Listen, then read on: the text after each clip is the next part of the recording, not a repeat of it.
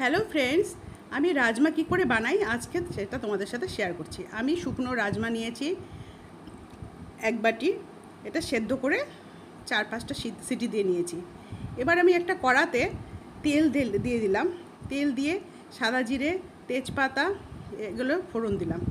ফোড়ন দিয়ে তারপর কিছুক্ষণ ভাজা ভাজা করে তার মধ্যে টমেটো কুচিয়ে রেখেছিলাম, সেই টমেটো দিয়ে দিলাম। আর একটা মিক্সার গ্রাইন্ডারে আমি আদা, রসুন, পেঁয়াজ এগুলোর পেস্ট করে রেখেছিলাম, সেগুলো দিয়ে দিলাম।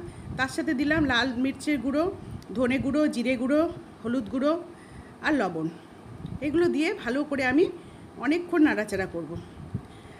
নাড়াচাড়া করে এর মধ্যে সামান্য জলও দিয়েছি, জলটা আমি স্কিপ করে গেছি। এর মধ্যে সামান্য জল দিয়েছি, জল দিয়ে তারপর কিছুক্ষণ নাড়াচাড়া করে আমি রাজমাগুলো ঢেলে দিলাম।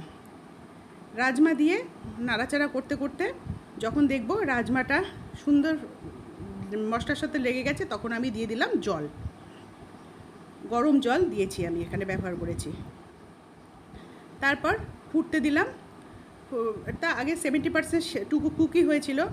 তারপর এখন গরম মশলার গুঁড়ো দিলাম। গুঁড়ো দিয়ে আমি দেখলাম ভালো মতো সেদ্ধ হয়ে গেছে।